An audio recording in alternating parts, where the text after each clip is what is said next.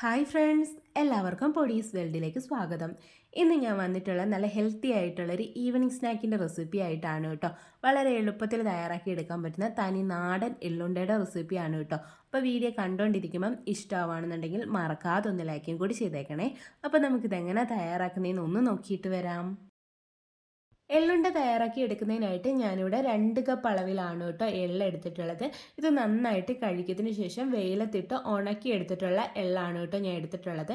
വെയിലത്തിട്ട് ഉണക്കണമെന്ന് നിർബന്ധമില്ല. ഇത് നന്നായിട്ട് കഴുകിയിട്ടെടുക്കുക. ഇതിനകത്ത് ധാരാളം മാലിന്യങ്ങളൊക്കെ കാണും. അതുകൊണ്ട് ഇത് നന്നായിട്ട് കഴുകിയെടുത്തതിന് ശേഷം ഒരു അരിപ്പ പാത്രത്തിൽ ഇട്ട് വെച്ചാൽ മതിയാകും. അതിൻ്റെ ആ ഒരു വെള്ളമൊക്കെ ഒന്ന് മാറിയതിന് ശേഷം വറുത്തെടുത്താൽ മതിയാവും കേട്ടോ. അപ്പോൾ നമുക്കിതൊന്ന് വറുത്തിട്ടെടുക്കാം.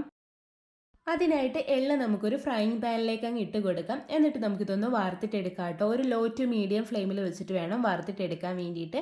ഇതിപ്പോൾ വെയിലത്തിട്ട് ഉണക്കിയ എള്ളായതുകൊണ്ട് തന്നെ പെട്ടെന്ന് തന്നെ ആയി കിട്ടും കേട്ടോ. ഇത് നന്നായിട്ട് ക്രിസ്പി ആയിട്ട് വരും. മാത്രമല്ല ഇതിങ്ങനെ പൊരിഞ്ഞ് വരും. അതുവരെ വേണം വറുത്തിട്ടെടുക്കാൻ. എല്ലാതും പൊരിഞ്ഞ് കിട്ടുന്നിടം വരെ നിൽക്കരുത് കേട്ടോ. അങ്ങനെയാണെന്നുണ്ടെങ്കിൽ ഇത് കരിഞ്ഞു പോകാനുള്ള ചാൻസ് ഉണ്ട്. എള്ള് കഴുകിയിട്ട് അപ്പം തന്നെയാണ് വറുത്തിട്ടെടുക്കുന്നതെന്നുണ്ടെങ്കിൽ ആദ്യം ഒരു ഹൈ ഫ്ലെയിമിൽ വെച്ചിട്ട് വറുത്തിട്ടെടുത്താൽ മതിയാവും കേട്ടോ. അതിൻ്റെ ആ ഒരു വെള്ളം തന്നെ വെക്കുന്ന മാറി കിട്ടുമ്പോഴത്തേക്ക് ലോ ടു മീഡിയം ഫ്ലെയിമിലേക്ക് മാറ്റിയിട്ട് ബാക്കി വറുത്തെടുത്താൽ മതിയാവും കേട്ടോ. ഒരുപാട് ഗുണങ്ങൾ അടങ്ങിയിട്ടുള്ള ഒന്നാണ് കേട്ടോ എള്ള്. എള്ളിൽ ധാരാളം കാൽഷ്യവും അയണും ഒക്കെ അടങ്ങിയിട്ടുണ്ട്. നമ്മുടെ സ്കിന്നിനും ഹെയറിനും എല്ലുകൾക്കും രക്തം കൂടാനും ഒക്കെ നല്ലതാണ് കേട്ടോ എള്ള് കഴിക്കുന്നത്. അപ്പോൾ ദാ എള്ളല്ലാതും ഇവിടെ റെഡി ആയിട്ട് വന്നിട്ടുണ്ട്. നന്നായിട്ട് പൊരിഞ്ഞു വന്നിട്ടുണ്ട്. മാത്രമല്ല നല്ല രീതിയിലൊന്ന് ക്രിസ്പി ആയിട്ടും കൂടി വന്നിട്ടുണ്ട്. ഇനി ഇതൊന്ന് എടുത്ത് മാറ്റി വെക്കാട്ടോ. ഇതിൻ്റെ ചൂടൊന്ന് മാറണം. അപ്പോൾ ദാ എള്ളിൻ്റെ ചൂടൊക്കെ ഒന്ന് മാറി വന്നിട്ടുണ്ട്. ഇനി നമുക്കിതൊന്ന് പൊടിച്ചിട്ടെടുക്കാം കേട്ടോ. ഞാനിവിടെ തനി നാടൻ രീതിയിലാണ് കേട്ടോ എള്ളുണ്ട തയ്യാറാക്കിയിട്ട് എടുക്കുന്നത്. നല്ല സോഫ്റ്റ് ആയിട്ടുള്ള ആർക്ക് വേണമെങ്കിലും കഴിക്കാൻ പറ്റുന്ന രീതിയിലുള്ള എള്ളുണ്ടയാണ് കേട്ടോ തയ്യാറാക്കിയിട്ട് എടുക്കുന്നത്. അപ്പോൾ നമുക്കിതൊന്ന് പൊടിച്ചിട്ടെടുക്കാം. ഇതിനായിട്ടൊരു മിക്സിയിലെ ജാറിലേക്ക് ഇട്ട് കൊടുക്കാം കേട്ടോ ഈ ഒരു എള്ള്. ഞാനിവിടെ 2 തവണയായിട്ടാണ് പൊടിച്ചിട്ടെടുക്കുന്നത്. അപ്പോൾ നമുക്കിത് ഇട്ട് കൊടുക്കാം. സാധാരണ എള്ള് പൊടിക്കാതെ ശർക്കരയൊക്കെ പാവ് കാച്ചിട്ട് കുറച്ച് കട്ടിയായിട്ടുള്ള എള്ളുണ്ട ഉണ്ടല്ലോ, അത് ഞാൻ തയ്യാറാക്കിയിട്ടുണ്ട്. അതിൻ്റെ ആ ഒരു ലിങ്ക് ഞാനിവിടെ മുകളിൽ കാണുന്ന ഐ ബട്ടണിൽ കൊടുത്തേക്കാം കേട്ടോ. വേണ്ടവരൊക്കെ ഒന്ന് ചെക്ക് ചെയ്ത് നോക്കണേ. അപ്പോൾ നമുക്കിതൊന്ന് പൊടിച്ചിട്ടെടുക്കാം. പൊടിക്കുന്നതൊക്കെ നമ്മുടെ ഇഷ്ടത്തിനനുസരിച്ചിട്ട് പൊടിച്ചിട്ടെടുക്കാം കേട്ടോ. ഞാനിവിടെ അത്യാവശ്യം നന്നായിട്ട് പൊടിച്ചിട്ടെടുക്കുന്നുണ്ട്. അപ്പോൾ എള്ള് ഞാൻ പൊടിച്ചെടുത്തിട്ട് വന്നിട്ടുണ്ട്. എള്ള് പൊടിച്ചിട്ടെടുക്കുമ്പോൾ ഇങ്ങനെ കുറച്ച് എണ്ണ കണക്ക് വരും കേട്ടോ. അതായത് എള്ളിൽ നിന്നുള്ള എണ്ണയാണ് വരുന്നത്.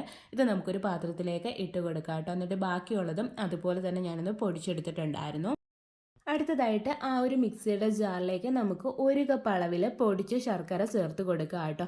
ശർക്കരയുടെ അളവൊക്കെ നമുക്ക് എത്രത്തോളം മധുരം വേണമോ അതനുസരിച്ചിട്ട് ചേർത്ത് കൊടുക്കുക കേട്ടോ. കയ്പ്പ് കൂടുതലായിട്ട് ഇഷ്ടമുള്ളവരാണ്, അതായത് ആ എള്ളിൻ്റെ കയ്പ്പ് കുറച്ച് കൂടുതലായിട്ട് അറിയണം എന്നുണ്ടെങ്കിൽ ഇതിൽ കുറച്ച് ചേർത്ത് കൊടുത്താൽ മതിയാവും കേട്ടോ. അടുത്തതായിട്ട് ഇതിലേക്ക് ചിരകിയ തേങ്ങ കൂടി ചേർത്ത് കൊടുക്കാം. ഞാനിവിടെ 1 കപ്പ് അളവിലാണ് കേട്ടോ തേങ്ങ എടുത്തിട്ടുള്ളത്. ഫ്രഷ് ആയിട്ടുള്ള തേങ്ങയാണ് ഞാൻ എടുത്തിട്ടുള്ളത്. ഇത് വേണമെന്നുണ്ടെങ്കിൽ ഒന്ന് ഡ്രൈ റോസ്റ്റ് ചെയ്തിട്ട് അതിൻ്റെ ഒരു വെള്ളം തന്നെ വെക്കൊന്ന് മാറ്റിയിട്ട് വേണമെങ്കിൽ ചേർത്ത് കൊടുക്കാം. അതാകുമ്പോൾ കുറച്ച് ദിവസം കൂടി ഇരിക്കും കേട്ടോ. നമ്മൾ ഈ തയ്യാറാക്കുന്ന എള്ളുണ്ട് ഒരു 4-5 ദിവസം വരെയൊക്കെ കേടുകൂടാതെ ഇരിക്കത്തുള്ളൂ കേട്ടോ. എന്നിട്ട് നമുക്കിതൊന്ന് ക്രഷ് ചെയ്തിട്ട് എടുക്കാം. ആ ക്രഷ് ചെയ്തിട്ട് എടുക്കുമ്പോൾ ഇതിനകത്തുനിന്ന് കുറച്ചൊരു വെള്ളം നനവ് കിട്ടും കേട്ടോ. അതിന് വേണ്ടിയിട്ടാണ് ഒന്ന് ക്രഷ് ചെയ്തിട്ട് എടുക്കാൻ വേണ്ടി പറയുന്നത്. അപ്പോൾ അത് ആദ്യം ഞാനൊന്ന് ക്രഷ് ചെയ്തെടുത്തിട്ടുണ്ട്. ഇനി നമ്മൾ ആ പൊടിച്ച് വെച്ചിട്ടുണ്ടായിരുന്ന എള്ളിൻ്റെ ആ ഒരു പൊടിയിലേക്ക് ഇതുകൂടി ചേർത്ത് കൊടുക്കാം. എന്നിട്ട് ഇത് നന്നായിട്ടൊന്ന് മിക്സ് ആക്കിയിട്ട് എടുക്കാം കേട്ടോ. ഇനി ഇതിലേക്ക് ഏലക്കാപ്പൊടിയോ ചുക്കുപൊടിയോ ജീരകത്തിൻ്റെ പൊടിയോ ഒക്കെ ഇഷ്ടമാണെങ്കിൽ ചേർത്ത് കൊടുക്കാവുന്നതാണ് കേട്ടോ. ഞാനിവിടെ അതൊന്നും ചേർത്ത് കൊടുക്കുന്നില്ല. അപ്പോൾ അത് ആദ്യം ഞാനൊന്ന് മിക്സ് ചെയ്തെടുത്തിട്ടുണ്ട്. ഇനി നമുക്കിതങ്ങ് ഉരുളകളാക്കിയിട്ട് ഉരുട്ടിയിട്ട് എടുക്കാം കേട്ടോ. ഇങ്ങനെ ഉരുളകളാക്കിയിട്ട് എടുക്കുമ്പോൾ നമ്മുടെ കയ്യിലൊക്കെ കുറച്ച് എണ്ണ നനവ് കണക്ക് വരും കേട്ടോ. അത് ഈ ഒരു എള്ളിൽ നിന്ന് വരുന്ന നനവാണ്, എണ്ണയാണ് കേട്ടോ. അപ്പോൾ അത് ഞാനിവിടെ റെഡിയാക്കി എടുത്തിട്ടുണ്ട്. വളരെ എളുപ്പത്തിൽ തയ്യാറാക്കി എടുക്കാൻ പറ്റുന്ന നല്ലൊരു റെസിപ്പിയാണ് കേട്ടോ. നല്ല സോഫ്റ്റ് ആയിട്ടാണ് ഇരിക്കുന്നത്. അപ്പോൾ ഇതെല്ലാവരും ഒന്ന് ട്രൈ ചെയ്ത് നോക്കണേ. നല്ല ഹെൽത്തി ആയിട്ടുള്ളൊരു എള്ളുണ്ടയുടെ റെസിപ്പിയാണ് കേട്ടോ.